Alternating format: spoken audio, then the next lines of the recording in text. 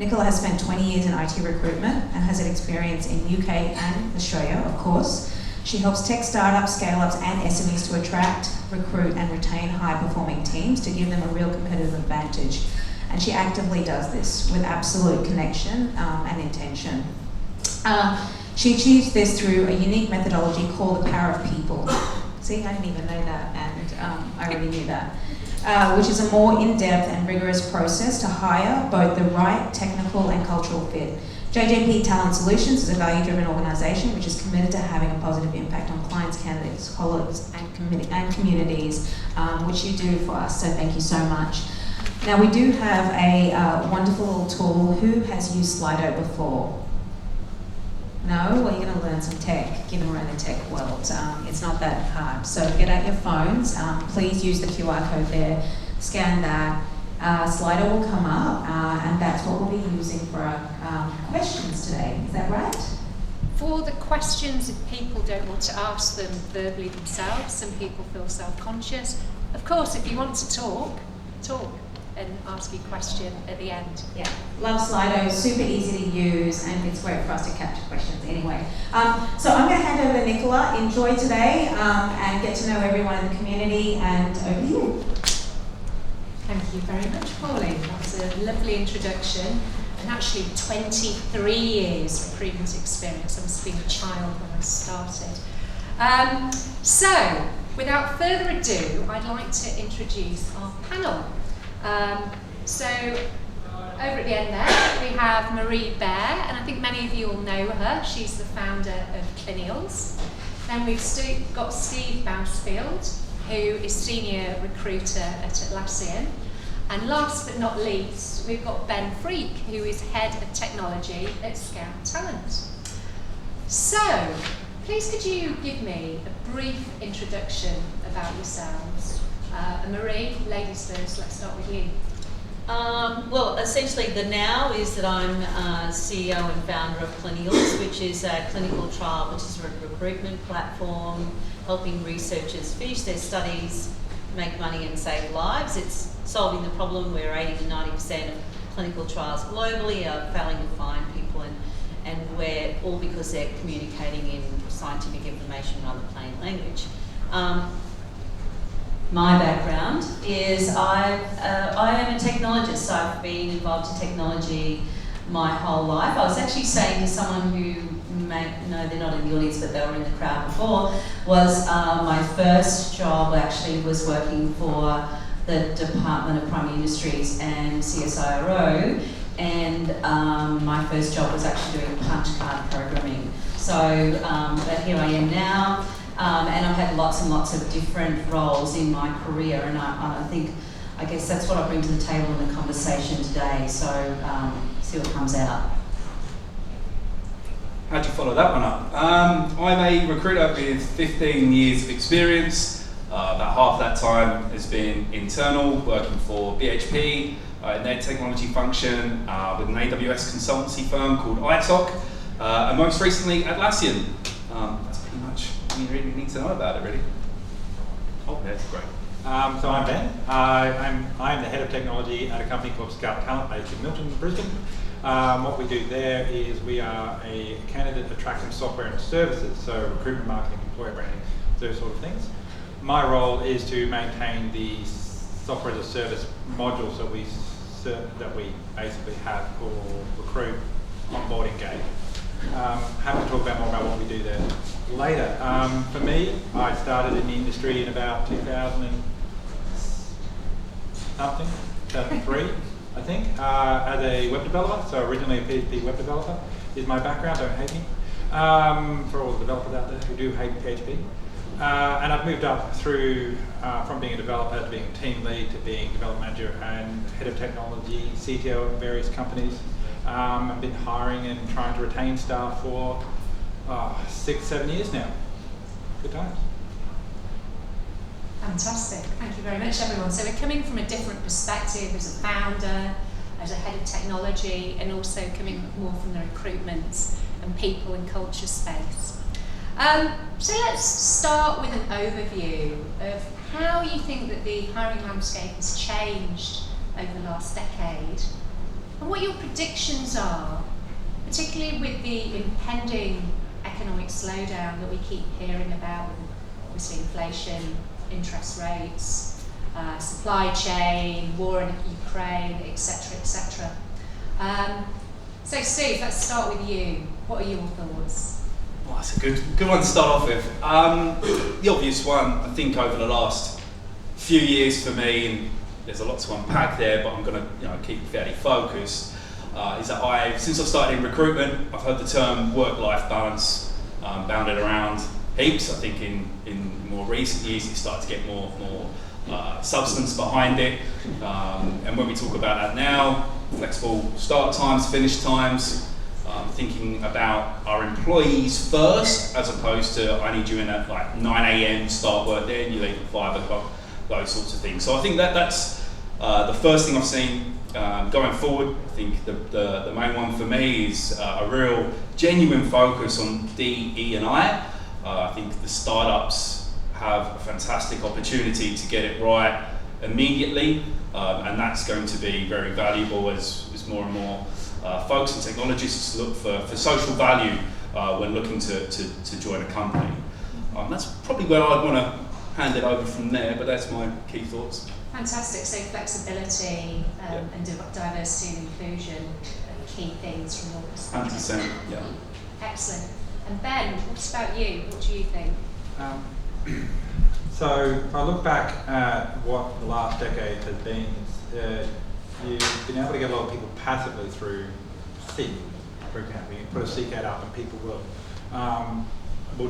find it and want to work for you. Where I'm seeing lots of changes is, once again, flexibility and what the purpose of the company is. People don't just want a job, they want a reason to work for the company.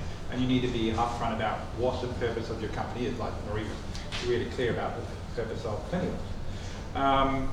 The other big change is a lot more, and this is going to continue, is a use of technology to increase your efficiency as a recruitment team. So what we do, and has found a lot of success, is initial video calls. So you don't actually get people to come into the office for an initial hour-long interview. It'd be a quick 10-minute chat.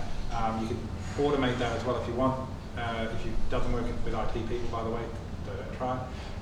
But there's all these things you can do that can make it more efficient for you, time-wise, and the people who you're looking to get to work for you. And I see that trend of bringing in technology for automation and efficiency. I see that continuing. And Maree, what are your thoughts? Obviously, there's always going to be ebbs and flows in the sector. We've obviously got another global financial crisis impacting business in general, and probably in the startup world, the perception from VCs. I was at a VC event a few weeks ago. The perception from them was that there's going to be, obviously there's already been a lot of people who have been put off in some of those large software companies, but in some ways that was actually possibly a result of overinflated salaries in some cases, and then they may or may not be rehired by other companies for a lesser value. But then there also might be a perception of, well, you'll only be here for a short amount of time, until you can get that other inflated value salary. So I think that sort of leads back into, who do you want to work in your company and why do they want to be there? So they have to want to be there in the first place, and that comes back to the purpose of the company. In a startup world, it's not going to be suitable, and I'm coming from a startup perception, obviously. It's not going to be suitable for someone who's used to work in public service or large corporates. It takes a certain type of people. So I can only speak for how I am now, but I have worked in those environments before, and that's probably where I can see that the landscape of supply and demand is always going to be there. And I think it's about understanding where you're at in this time, right now, and the variables that you, as either an employer or an employee or a variable of that, how do you fit into that landscape? Fundamentally though, I always say it's who you know. It's not what you do, but who you know that will probably get you the best role that you could ever want. Absolutely. Thank you, Maree. So my next question is to you, Steve. Atlassian, tech unicorn, has grown massively over the last number of years. How have you maintained your culture as the company's scaled and grown, would you say? I think being really clear about what the culture is and hiring for values is equally as it is for technical skills. You could hire the best engineer, but if they're a bad apple, it's going to create a bad culture and you're going to lose your other engineers as well. I think with having a good onboarding experience, and onboarding for me starts as soon as somebody signs the contract, communicating consistently with them, and then having a thorough plan, such as what Atlassian does with a 90-day plan and regular onboarding days. So when we're hiring via Team Anywhere, so we can hire people not just in our backyard in Sydney, but anywhere, that new starters go through a similar shared experience, and I think that helps maintain the culture. And also going back to what you said, Maree, as well, it's about having a shared purpose as well. I think that's really important. Absolutely. So hiring for values, the shared purpose, etc. And Correct. Maree, you're at that starting to scale phase. What would you say with regards to maintaining your culture at Clinials? I think, well, first thing, having an awareness that as you scale, how you're going to manage that. And if you take it back to how we best design things in tech is, start at the bottom first, and it's I guess, what are your fundamentals? Who's coming in? Do they believe in what you're doing? Are they an independent worker? Are they going to contribute? And people grow. How can you grow with them? But having said that, also, people in technology, we have a limited imagination span. Don't expect that people are going to be in your organisation for a long time, but give them a good time. And then when they move on, then someone else can come in that is also enthusiastic, but then what goes around comes around, and those people may come back to you at a different time. So I guess I've had my whole career like that, so that's where I come from. Yeah. Absolutely love it. Give them a good time. So, yeah. And that brings in that element of fun and also the growth perspective as well. Yeah. And is there anything you'd like to add at all, Ben? No. Okay. No worries. Well, I shall ask you the next question. So, please, can you provide some compelling examples of how you can attract tech talent, particularly in this candidate short market? I'm going to kind of answer the next question as well at the same time, because Scout Talent as a company exists in an interesting space. We're not a product company, and that's pretty different to what I think a lot of people are here. So when I'm looking to attract tech talent, I'm looking for people more at the junior end of the scale. And as Maree was saying, this is it's not a transition like a one-year thing, but I do expect people to move on to bigger and better things, because naturally as you get better, you want to challenge yourself with more challenging things. And the problems that we're solving are not the most challenging in the world. We don't deal with the scale of Atlassian, so we don't have to deal with that. So what I do is try and find people who are perhaps overlooked for those product roles, and try and find people who are starting out in their career. Coder Academy, for example, is a really good spot for me to find people to join my team, because they were teaching the same tech stack, and career changes had a really strong drive to get better, and I've had some great success there.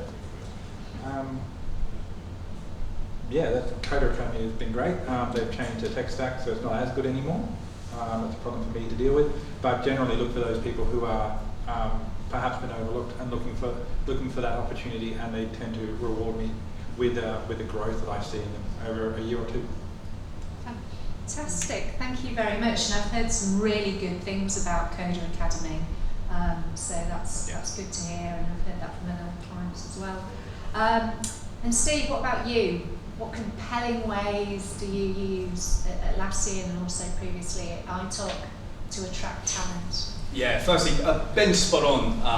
Not all companies are going to be able to fish in the same pond. You've got to understand your value proposition and the audience that you're going after.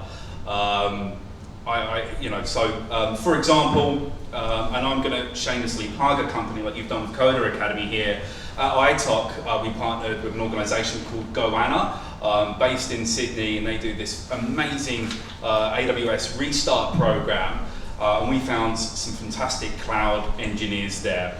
At that company, it's not a marriage when you hire somebody. They are going to move on to bigger and better things later on in their lives. They're not going to want to stay in a consultancy firm. They will want to try something else. You've got to appreciate that you may be an organisation where you'll get 1 or 2 years out of somebody, their dedication and skills, but at the same time, you can provide mentoring. So it's about understanding what your employer value is to those folks as well.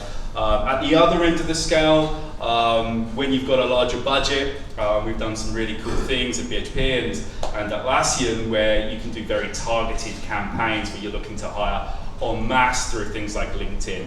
It's not cheap though, so there's definitely a few things you need to balance. Are you looking for one person? Have you got the capacity to mentor and train? Just know your audience really and direct your message at them. Absolutely, and I think it's quite interesting, Steve, that you say it's not a marriage, because when I'm talking to candidates, I say you have to think about it like a marriage. It has to work for both parties, but I can see you using that analogy from a long-term perspective rather than multiple marriages, as you alluded to. So, Maree, you don't have the big budgets that Atlassian has. So what do you do what ways do you use to attract tech talent? Well, I guess I look at this holistically with the tools that I have, which is, you're wanting to attract people that like what you're doing, want to be around cool tech, and so in my time as being a startup, which is since 2017, this is my second health tech startup. So I have instigated intern programs, but the key thing around that is that you also have to have an alignment with those skills in the company, but you can't overburden the existing team. So it's a balance, but also what you get out of that is, that if you like, pipeline of people coming into the sector. And I think there's definitely a disconnect between the skills that people are coming out of university with. University is really learning that you might like this type of work, but you actually have no idea what it means when you come into the workforce. So I think there's more, and if I can do it as a startup, I think more organisations can do it and provide that pipeline of opportunity of internships, make it a program, make it a supporting, have them doing real work, and have it that they're doing cool work, and empowered by what they do. And then they learn from that what they like doing and what they don't like doing. But it has to be a good experience, and I think that's definitely what I've tried to bring to the pipeline, and obviously we'll like to continue that as I go forward. The other idea as well is that there is capabilities in other sectors where people aren't tech, but they might have an enthusiasm and they might want to learn about tech, right? Now, sometimes this works out, sometimes it doesn't, but I think this is the opportunity that we need to look at for the skill shortage. We need to bring in people that like what we do but need to learn, and we need to provide them a pathway to do that. So I guess that's the other thing. One other item is that going back to it's who you know, to bring people into your companies. That is the missing link when we have automation in recruitment strategies, because there is, and I guess I'm an example of a person that may not meet someone's idealism of who should be, in tech or startup or whatever, because I'm obviously have a few other years around that, but I love tech. But I find that there is a category of people in the community who have a lot of skills to bring to the party, but they may be overlooked, and we're probably talking about ageism here, we're probably talking about some diversity areas that I think that need to be explored more by organisations, and how can we bring back those people that were useful in their careers but are now, just being excluded because they may not meet the idealism of what your team should look like. That's a really excellent point. Sorry, can you hear me? I was at the ACS Digital Pulse launch a couple of weeks ago, and the number of women in tech has gone up 2%. The number of people over 55 has actually gone down. And particularly in the talent shortage, why are these older people being overlooked? So we've got the talent shortage, but we've also got the likes of homegrown Atlassian, Canva, then also US companies like Google, Amazon, etc. How can you, and this isn't a question for Steve of course, or you could contribute, Steve, Sure. but how can you compete when they're throwing big bucks and you've got the big names, as I just mentioned? I touched on this before, but it's we're in a different pond, to use Steve's word. So we are not a product company, in the sense of that we're not looking for product developers. So the way I compete is find people who aren't yet at that level, or who don't want to work for Atlassian, or Canva, Google, for any of the bank companies. Most people do, so that's not. So it really comes down to how can I create a unique selling point to join my company as opposed to joining someone people haven't heard of. Because I guarantee most people have not heard of Scout Talent before this. So how do you make that an attractive company to work for? And it isn't about what. It comes down to how I can help them with their careers. And that comes down to, once again, people just joining, or people joining the industry, or people who are looking to restart their careers. A couple of people recently have been people who have had a pause in their career for whatever reason it is. And yeah, that's trying to find the diamond in the rough. So I don't have the money to throw a LinkedIn campaign, so a lot of manual things. And yeah, trying to create compelling ad copy has also been quite successful as well.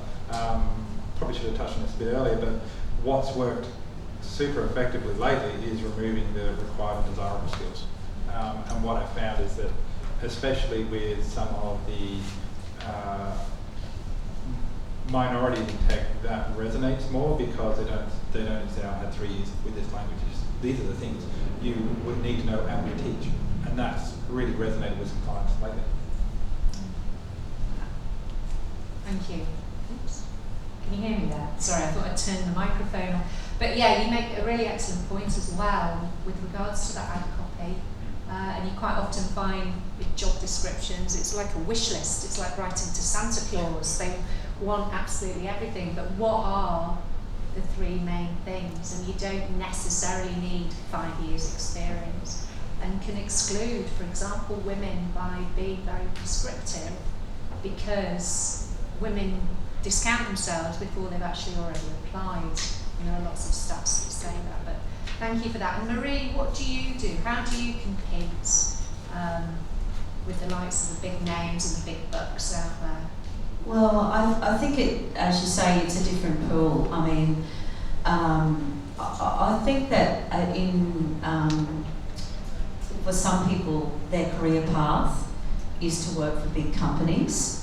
They may come out of uni and think that's the path, for them, and then they, it's similar to when, people are at school. You may be a good student or you may not be a good student, and so it's how the organisation that they go into works within their way of thinking, right? And so some of these big companies, are quite structured, and that works for some people and not for others.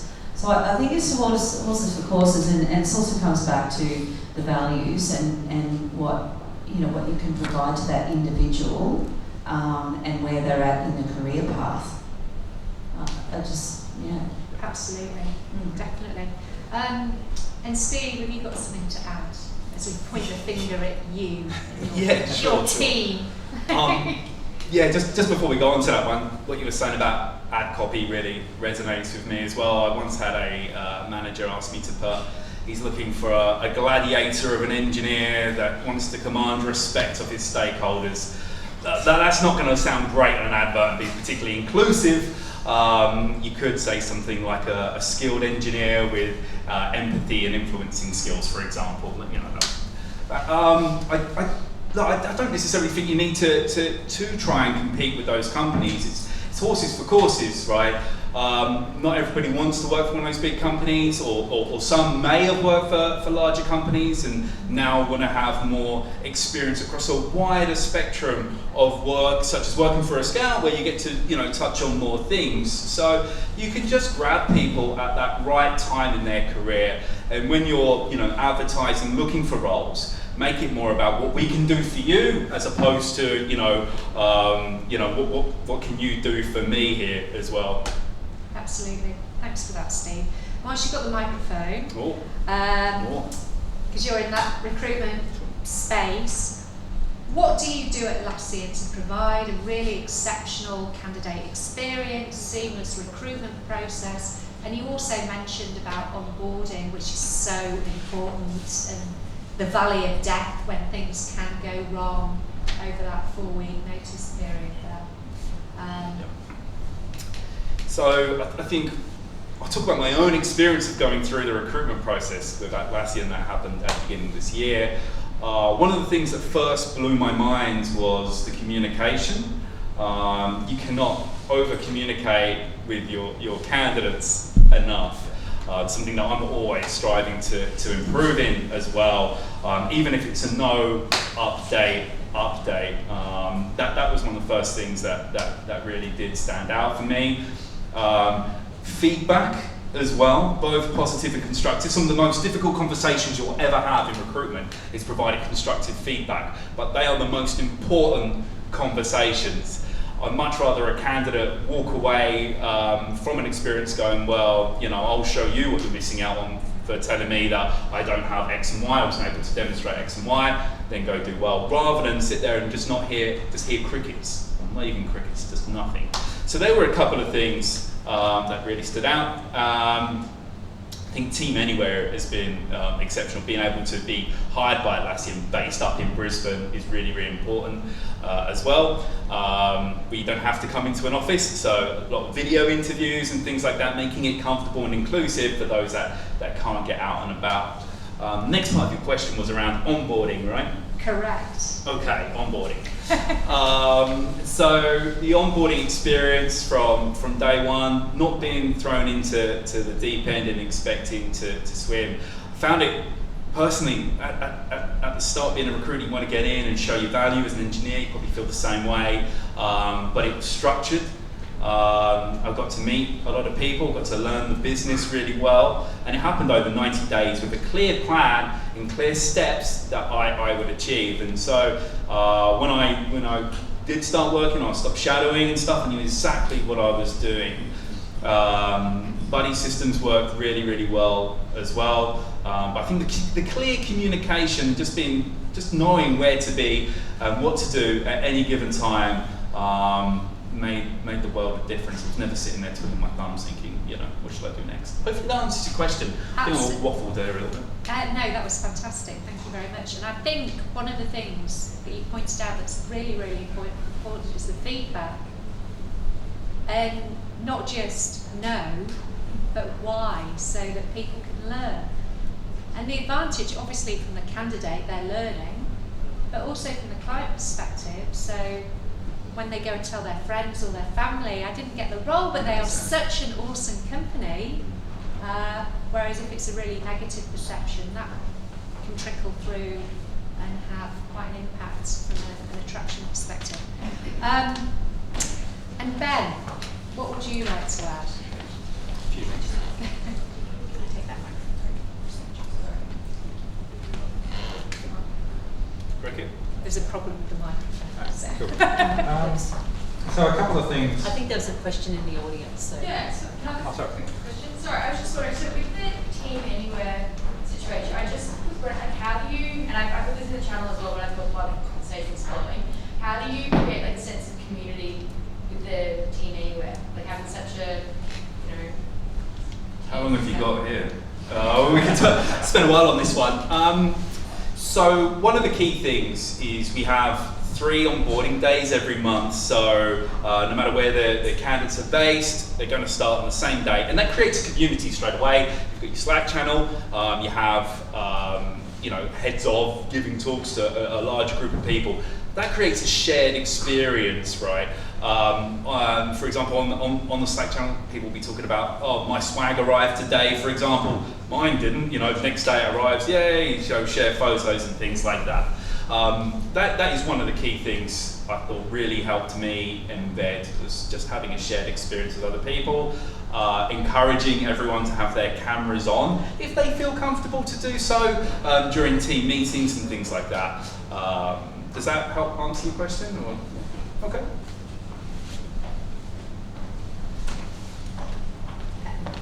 Oh, thank you. Thanks, Steve. Does that work now? Awesome. Thanks for that, Steve. That was a great answer. And I think that shared experience is really important, that you get that shared experience obviously in an office, but still being able to have that from a remote, anywhere perspective as well. Ben? Just want to expand on that. Yes, So I'll let you expand. Just a couple of things that work for us at Scout. We're a hybrid team, so I have 5 people in Brisbane and 6 we're not. And one of the things there to keep that culture is not a remote anywhere team, but if one person's remote, everyone's remote. If I have 5 people in Brisbane and 1 remote, I want everyone at their desk calling in, video call, so that the people who are remote are part of the team. So it's really important that you don't have contractors who just happen to be somewhere else. If you want to create that culture of a team, it has to be as similar as it can be for everyone. Everyone gets the same swag, everyone gets in meetings, you all have to ideally have a video on, because that way people know who you are, can see your background, and say, oh, Felipe, you're in Florianopolis today. Great to see. E-travel, blue background. But it really is, it allows those talking points that you can talk about, and when you have your daily stand-ups, you can talk about how you have connected as people, not as just people working on product. Absolutely, so not us and them kind of culture. And I think before we have microphones disappearing, you were about to talk about candidate experience, the recruitment process, onboarding process, and what have you. So that starts for as soon as the job ad goes up. So you've got to have a good job, like it starts as soon as people see that. What's your employer branding proposition? Because whenever someone applies for a job, they're going to look at your socials. So as a company, what is your Twitter, your Instagram, your LinkedIn, what does it look like? So you want to start from there. So your employer branding has to be, it's going to help people know what they're getting into so they have less questions to ask at the start. Once they apply, it has to be as quick as possible, because if they're applying for a job with you, they're applying for other people, and you're competing at that point. So the quicker you can finish that experience for them and for you, the less likely you are to miss out. And onboarding, as Steve was saying, is to have a kind of standard way to get people into your team or company. We have onboarding as well, but everyone, regardless of roles, at the Scout, whether it's sales, recruitment, marketing, employer branding, tech, all have a standard half-day onboarding. And then it's within my team, do they have a buddy to ask questions, so they can just annoy one person for the first couple of weeks so they get up to speed. And being very clear with your expectations. Like, if once you're there, what do I expect you to do in the first week, 2 weeks, a month, 90 days, so that they know, are they achieving So they come in there and they want to hit the ground running, but I want them to get up to speed with our ways of working. Do they understand how to create a pull request? Do they understand how we go about code review? That's more important than getting code in production. And being clear about that expectation up front is, to me, one of the key things to get right. You can't just add them to the bullpen of developers and expect everything to work, because it doesn't work that way. Absolutely, so clarity and communication and everything. And you mentioned advertising as well. In terms of advertising, I used to find it reasonably successful. Now it is total crickets. Yep. What's your experience when you post ads? So it's only about 20% of people apply through Seek these days. So LinkedIn seems to be where everyone's going at the moment in our experience in recruitment marketing. And other than that, headhunting. Trying to find a way to find people through their digital footprint. I think that's where you're going to find a lot of automation going forward. There's a couple of companies out there that we're looking to partner with at Scout that will automate and make that process easier than it currently is, because if you're hiring a lot of people, you need to be as efficient as possible. So what you're saying is that you use multiple strategies. You don't just rely on one pathway. You're going to use multiple different avenues, which is spot on. Yes. Yeah, exactly. Absolutely, and not just the active, low-hanging talent pool, going out talking to the passive candidates there as well. Let me just getting on panels. Panels. Yeah. Absolutely. We should have more panels. Maree, do you have anything to add, or shall we move on to the next question? I'm just aware of time. I'm happy to move on to the next question. Okay. I guess, we're only a small company, so we don't have as big a process, but we do have processes. With my experience in the corporate background, it's very important to have cookie cutter approach and have processes. So you can do that when you're small, and so we still do that. I think the shadowing works really well, and have some, quite a lot of everything documented. So if people aren't available, then you can go back to your documentation and having that in easy to find places. And obviously the tools. It's also about the tools that you have as well. So yeah. Absolutely. So even though you're small, have the processes in place, like you're at the big, the end player, so to speak, that you want to be. And once you've got the microphone there, let's talk about values, because you mentioned them a few times. So how do you hire for values within your organisation? Well, firstly, if you're having someone come into the team, they have to believe in what you're doing, but in the space that I'm in, because we're very passionate about what we're doing, why I created the company, and it's everything we do is about solving the problem for what we're doing. So I think that's the essence of that. But key other attributes that we're looking for is being able to collaborate, feeling that you can be an independent worker but also contribute, because everyone that comes on is there because we believe that they can contribute. So I think that's feeling like you can contribute and being able to contribute. Definitely. And Steve, what about you? How do you hire the values at Atlassian and also at ITOC and previous organisations that you've had applied for? Probably start off generally is firstly you've got to know what your values are. And sounds obvious, but sometimes sounds obvious. It's easy to forget. Yes. Sometimes they're gimmicky, or do you actually really live those values? Because once you do, I think that's half the battle, right? If you embody those values, then you'll attract like-minded people. Otherwise, they'll be out the door pretty quickly when they find out those values aren't being lived.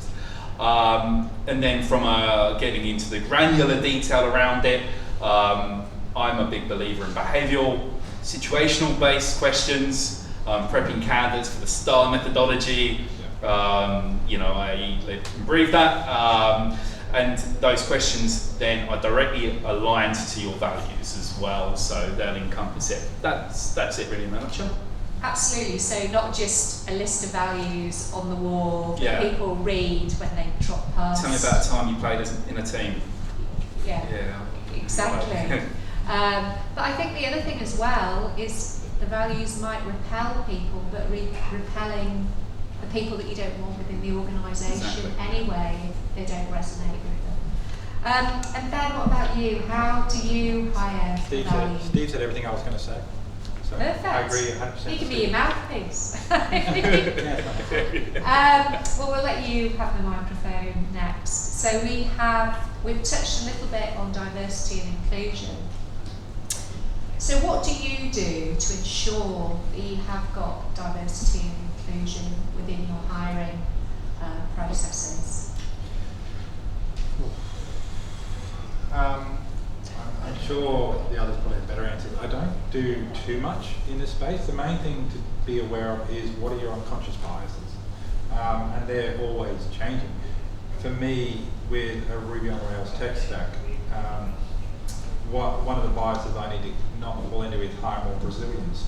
I've got 4, and they're very good, but otherwise I'll just become a Brazilian team. So it's being aware of what you have in your team, how different experiences that other people have can enhance the team, and add that diversity you want. It's not just I need more women.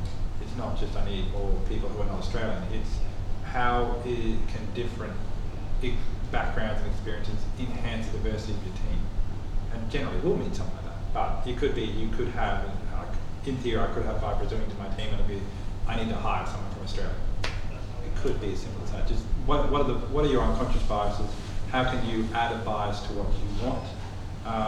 And getting rid of, as you said much earlier, the 3 years experience, you put that on an ad that's going to repel people. So just try and reduce it in your ad copy to get people into that funnel, and then be aware of it with the questions you ask and the people you put forward to the next stage. Perfect.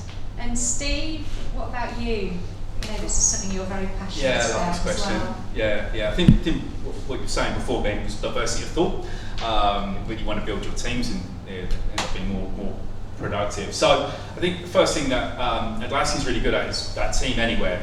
You're able to touch more people in more locations, rural communities, as well as those that can't necessarily travel to Sydney. And the benefit works both ways. We already spoke a little bit about how you write your adverts, the language in there. That's the first thing that someone's going to see around your organisation as well.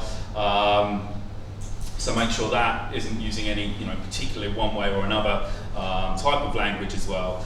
And where possible as well, I think it's always great to have balanced interview panels. So you haven't got, so you've either got representation of ethnicities or genders on a panel. I think that's always very, very helpful, makes people feel comfortable as well. There are a couple of things, Perfect. And Maree, what about you?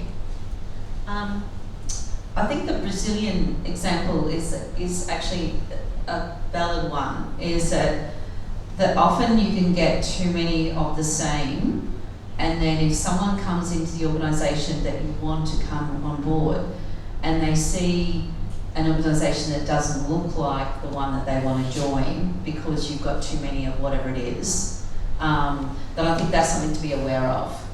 And I think it's definitely a challenge for all of us, because you can get too many of people that meet a certain criteria. And I think there's certainly a challenge for myself as a woman in tech. I want to go forward as I have come before, and often as a woman in tech, there's a lot of men in tech, right? And so obviously men will, you bring along your mates, right? So if you get too many of bringing along your mates, then you end up with a whole mates team and a boys club. And so that's certainly a challenge, I think, in many organisations, is that if you don't want to, and this is from a woman's perspective, if you don't want to end up with a boys club, then you've got to actually start bringing women in earlier on, so that you have a diverse team, not just of men and women, but of any, whatever their sexual alliances, but also, you know, different cultures as well, and the different cultures is really great. So, and obviously teams from anywhere else, we haven't got that big yet, but we had one of our workers, he moved back to the Hong Kong, so, you know, that happens sometimes. And my community lead is working from the UK at the moment, so. But you know, that's just definitely one of the I guess the issues around diversity is starters you want to continue, and just be aware that if you do continue along a certain path, even though it's easier and we've got lots of challenges with finding people, you know, what will that look like in a year's time if you keep doing that pattern? So it might be harder up front, but you know, what are the strategies you can use so that you don't end up with, you know, a whole football team, right? Whatever that looks like. Absolutely.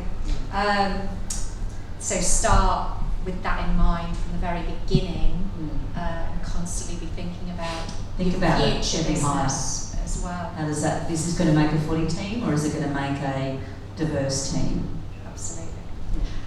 And the final question, and this is a big issue for most organisations out there, obviously supply and demand driven. What can you, in this talent short market, do to retain your key talent? Because it's obviously lots of tech talent's being enticed elsewhere. I'll let you go first, Maree, because you've got the microphone. Well, certainly it would be easier if you had, in the startup world, if we had a better situation of investment funding. I think that's the biggest challenge for you know, startup companies in Australia, that we're not, particularly women-led companies, we're not getting enough funding fast enough, so we can't scale and build and keep our teams fast enough. So I think that's you know, I put that out there to the community, is, you know, that will help us. But certainly, yeah, because obviously if you don't have the funds, you can't keep your team, right? But, you know, we do also put in place, you know, employee shares options and those type of scenarios. But also if you have people that are, as part of that, you know, they're going to get a return when the company grows. You know, as long as you can keep them in the meantime, you know, because they've got, you know, mortgages to pay, and you have to be very much aware of that. And also, not just the investment from VCs, but if you're paying the stock options, they're invested in your organisation as well. It's going to have a real impact on their future success as individuals. Yeah. Awesome. Ben, I'm going to hand the microphone over to you about retaining talent.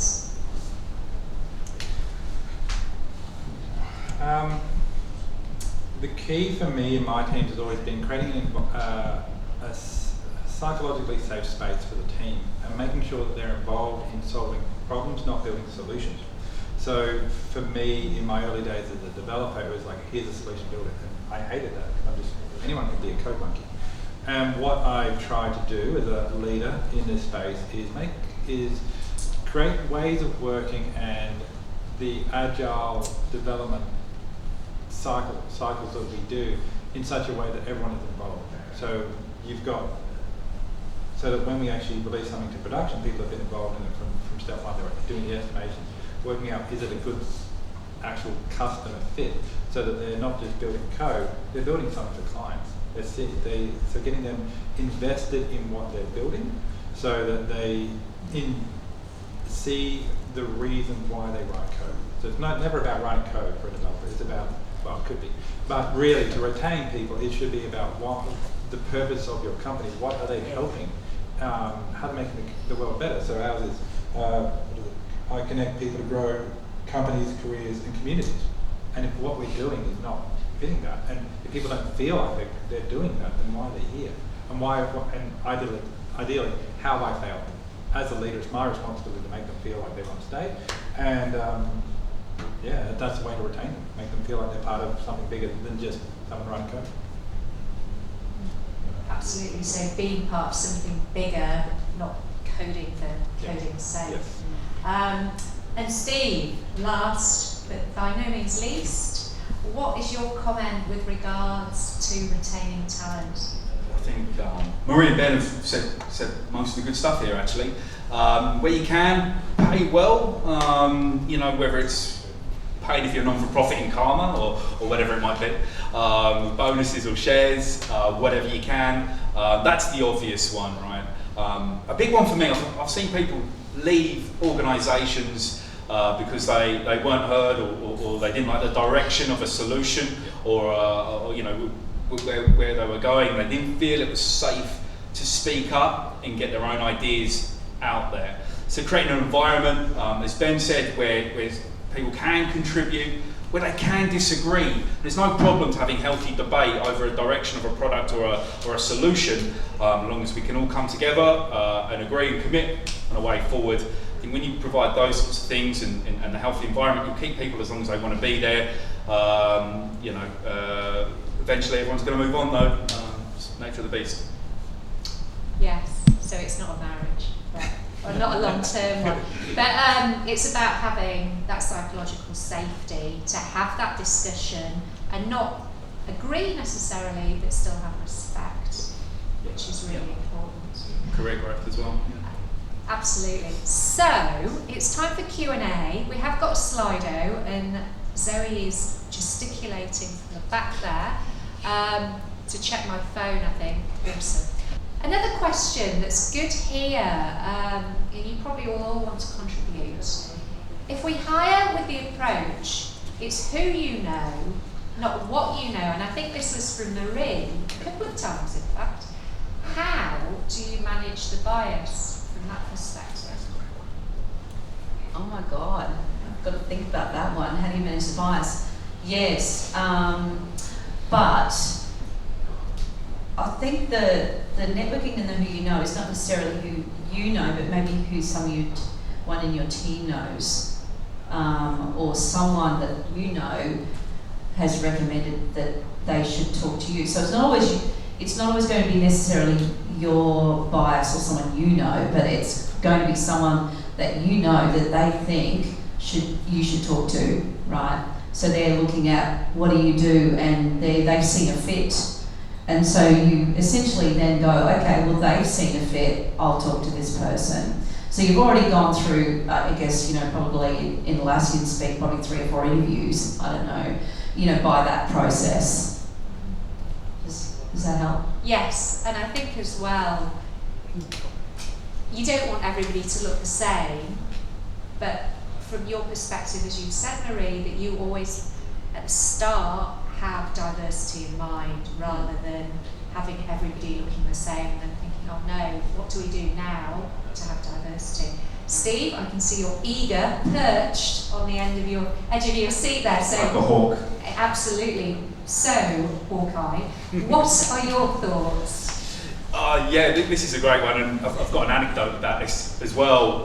Because some of the best people we know are the ones that we've worked with before. We know the quality of their work. We can recommend them with confidence. But that doesn't necessarily open up a diverse pool. So recently, I had a manager who'd worked with another engineer previously and thought he'd be great for a senior role. Wasn't sure.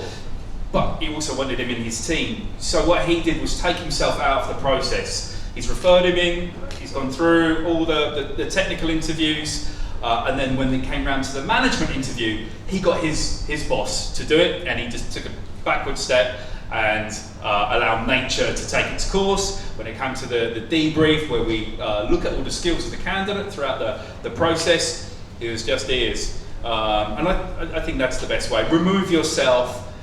To remove the biases, remove yourself from the process, recommend, refer, then step back. That's a really, really good point. Excellent.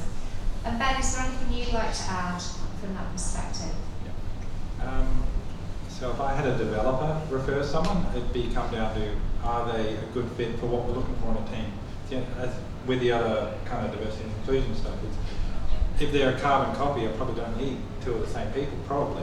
It'd be, at this point in time, these skills don't match. Yeah, there might be a really good developer, and I've said no to a few good ones because they weren't the right match. It comes down to, it's a qualified introduction, but you've still got to go through the entire process. You still have to go through that, understand what skills or whatever it is you're missing from your team that you want to hire for, and can this person meet that? So there's still, it might help get another person into your candidate attraction funnel, but at the end of the day, you've got to treat them the same as anyone else. So you still need the rigour behind the process absolutely. there. Yeah. I don't trust anyone. Awesome. I've probably also got a view on like a pipeline. So sometimes when you know there's a networking event, you know, time, it's all about time and place, right? And so you might have a conversation with someone and you're not ready or they're not ready. It's not the right place or time for them to join your organisation, or you might not have a fit. But at some point in the future, you know, in my case, I'll go, well, look, I know that I'm going to be growing more of that part of the company and that kind of company, and I could see that they could fit in there somewhere, right? And it's also, often you don't really know what a person's capable of until they join, and then they show their colours, and then you can often move them around, right? I know some people, I know I've done that in my career. I've gone in with one role and then they've said, oh, well, I can see you're really good at this, can you do that? And I think that's also, if you can go to an organisation that supports that, that's great. Absolutely, definitely. Has anyone else got any questions? I think I've asked all the ones on the phone on Slido, excellent. Has anyone else got any questions they'd like to ask the panel at all? Excellent. Would you like the microphone? No, I don't need the microphone. You haven't talked about employee share schemes and whether that attracts talent or not. Our experience is it doesn't really work, but what's your experience?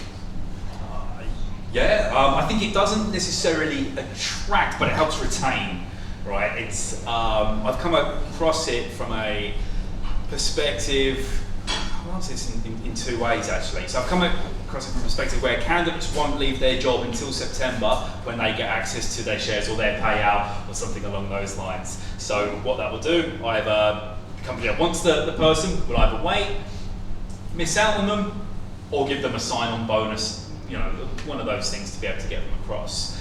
But then I've also seen candidates that don't even really understand how that works. It doesn't really mean anything to them. It's not going to pay the rent at the end of the month anyway. And as a young developer, it might not do anything for you, whereas somebody at the other end of their career looks at that more favourably, where I'm going to stay at this company for 4 years, I'm in a more comfortable position. So I don't know if I've answered it there, but it really does depend on the individual in my perspective.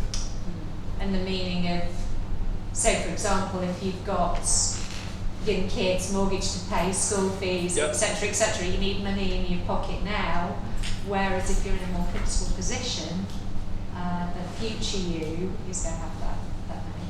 And Maree, you've got stock options as part of your... Yeah, so, and then obviously that's over a time period and we're not there yet. But actually just before here, one of my team members said to us, actually, we should really celebrate if 90% of startups don't even last a year and we're over a year old, we're in that 10%. So yay! But obviously, and with the employee shares, it's over a period of time and when that happens, but also the company has to still exist by that time and also has to increase in value. And I obviously hope to do that for my team. And that they can do something that I did with my first share options from a company. One of my roles quite some time ago was with a company called Symantec when they were just first starting in Silicon Valley, and I didn't have a clue what I was actually given in share options. I just got this piece of paper and didn't really understand it. But I sure understood it when the time came to leave, and I was able to get $50,000 that gave me a deposit on a house, right? So I think the point is maybe it's not understood, and maybe as a startup the company's not there yet, but the expectation is they might be, and they might get a bonus that could make a difference in their life. And I think you made a really good point there, that people don't understand it. So if at the offer stage it's sat down and explained what this could potentially be worth, it's going to be really relevant, rather than, oh, you just get stock options. Must be an important part of both the attraction and the retention piece. Have you got anything to add? No. Okay. No worries. Thank you. Any other questions? Yeah. Yes. Thank you so much for panel. If I may just add, I'm absolutely no expert, but I think having then variability in offerings and in compensation packages might also assist in the attraction component. As for how much is salary versus this other, I did want to ask, and I think it's absolutely fantastic that we're not shying away, particularly from the DEI focus of the conversation. And you alluded to that. I think it's a 7% decrease in the workers that are of the older age.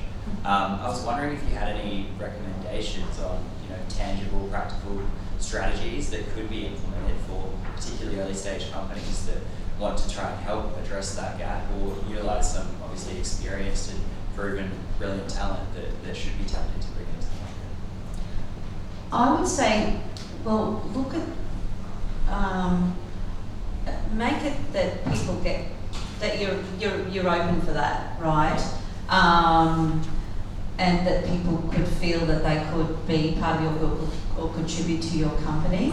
But also maybe look within your sector, whatever your company does, and actually even advertise for roles, or look at roles, or find people on LinkedIn that might be talking about your topic, and to say, and some of them have, open to hire, right?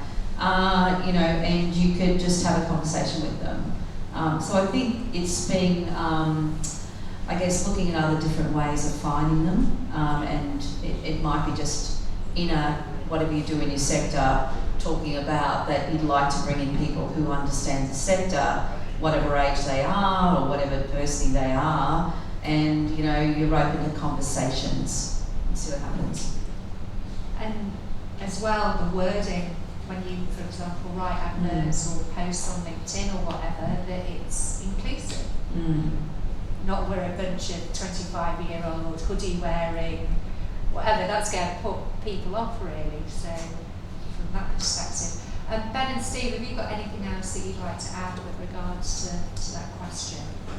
I think I've already spoken about, people can go to these restart programs and update their skills, things like that.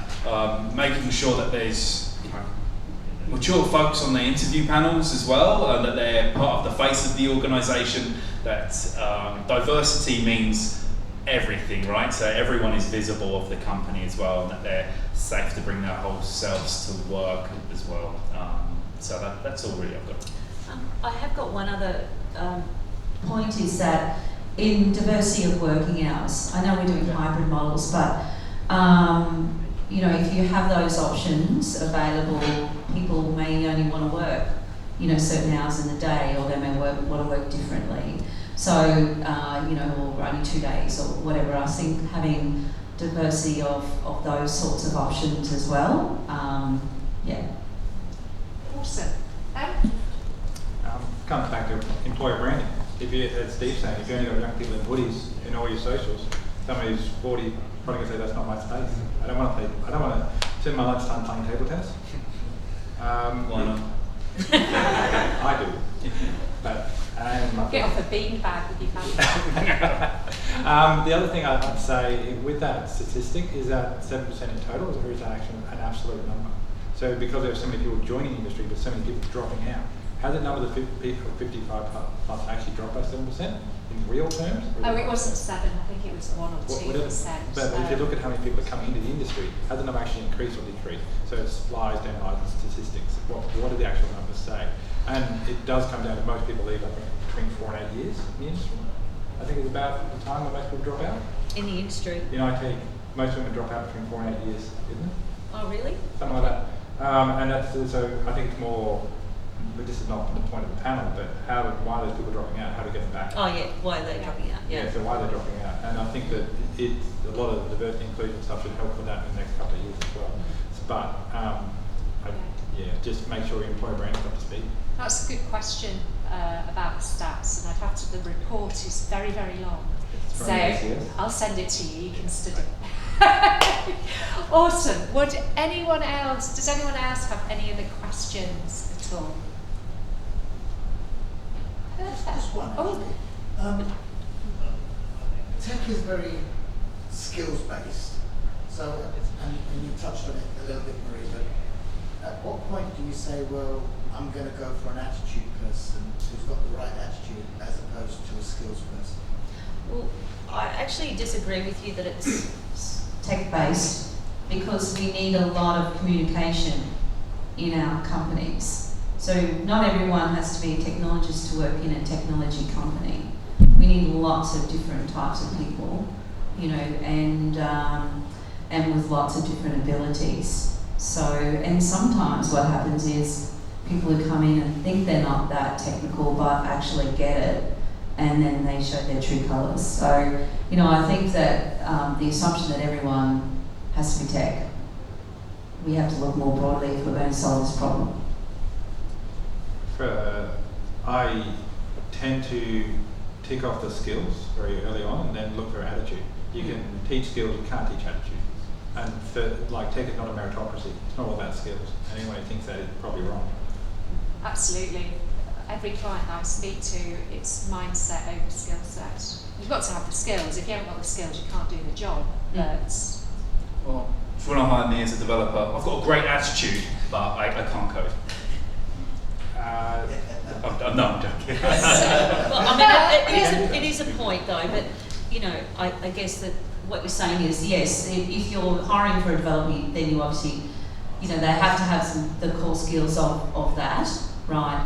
But having said that, is also, I do know someone I met in Melbourne, they actually hire mathematicians instead of developers. So they hire mathematicians, and then those mathematicians learn how to be developers. I was just going to ask a question. If we could touch on a little bit here, which is, you spoke about it earlier, the future, we've got this massive skill shortage. What are we going to do going forward if we've got this huge shortage of available qualified, skilled tech workers? Are we going to offshore it? Are we going to find and repurpose individuals, i.e. mathematicians, into these types of roles? Or is it just going to be the highest bidder that ultimately gets a hold of good people? Do you want to go first? This is very much an opinion, but I think that the key there is the diversity and inclusion, to make sure that people don't drop out of the industry, because so many people drop out. And you're going to end up with the famous of this world taking the good developers, so it's all about finding the other people there. So Steve and I had a really good conversation just before about where we both sit as organisations. So Scout is more of a feeder. We get people up to a level where they can be, where they can be, where they would be looking to move to those kind of companies. So it's all about people being realistic with what they want. So Mike Cannon-Brooks and the head of Microsoft said at the start of the pandemic, we need to open the border to get more people. But why are you not training them? Where is that Atlassian graduate training program? How many people do you get out of uni each year? So you've got to look at these big organisations. They've got to lift up the rest of us. So a bit like startups have a great space, other small, medium enterprises have a big place. But where's the corporate responsibility of the big companies to actually build the industry that we need? Sorry, not a go at you. No offence taken, we'll see in the car park. This is something I've thought about for a long time in previous roles as well, that more needs to be done to encourage kids to step into STEM subjects, right? We can build our own talent bases here when we've got other industries such as manufacturing dying over here. Why aren't we encouraging the kids that would have gone into that to start picking up and learning STEM and getting into technology at an earlier stage? That would be my opinion on where these folks are going to come from. It's also not just kids, it's also, as you're alluding to, it's everyone. Community graduates. Like one of my developers is 1 day older than me. He's only just started doing tech this year, so it's all about making those pathways as well. And that's what Coder Academy and those sort of places are excellent for. We've lost our lead. But also, I think it's all of the above of what you said, right? So we just need to think outside the box to be able to obviously expand the pool of people that are available in the sector. But you know, if we're global companies, well, certainly from a scaling up perspective, you know, we will eventually have other teams in other countries, and what does that look like? We'll see as we go, you know. So, but what we do know is that we have to think outside the box to solve the problem. So, that's it. I think. So just on a micro level, how do you guys your team bonding and motivating, considering, you know, predominantly there's a lot of introverted people in the industry? I'm just curious about my own business. We've said, you know, we get together as a group and, you know, there's one or two talkers and the rest just sit there, you know, like what do you do to engage some people? I think it's a really good question. I think you make a lot of that stuff optional. Some people don't want to engage, they don't want to bond, they want to do their work, go home, and that's okay. You want to create an inclusive space where, sure, these events are open, please jump on, we'll do a quiz over Zoom or whatever it is. But even more than that, the compulsory beers at 4 o'clock on a Friday. You know, some people don't drink, some people just want to go home on a Friday at 4 o'clock. So I don't think you can capture everyone. I think it's about having a variety of different types of events as well that you can get people into. Gaming, I think, is really good. I've seen that done really well for a lot of devs, for example. But yeah, I think provide options and don't make it compulsory, really. Yeah, make it a psychologically safe space where people can be authentic.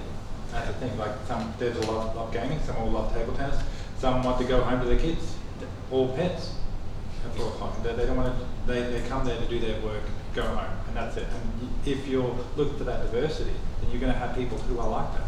They're not going to want to join in the social activity. They're there for the money. That's it. And you will have fun now. It's compulsory. And that's absolutely okay. So it is hard. As I said earlier, I've got a remote team, and we do find it really difficult to do that. And what we have done that's had great success for us is we, in our daily stand-ups, we make sure to take some time to start to ask questions, and at the end of it, tell a joke. So I have a large amount of bad jokes to tell. Nice. And that's worked well to bring people out of their shells enough that they feel like they're part of the team. Getting that kind of social glue and contract, that's a work in progress. I'm not always there because I'm, you know, growing the business, but I do know that my team, I mean, they do things like go to lunch, you know, when they're in the office, but when they're not, obviously they have stand-ups and they catch up regularly. So, you know, there's different personalities. So just read the room. And again, it comes down to inclusion, doesn't it? And not just having people included. Don't just want to play ping pong and what have you. Want to do different things and not just have pizzas and beers and etc. Were there any other questions at all? Yes, no? Any other comments from the panel at all? Well, thank you very much. Thank you for coming on.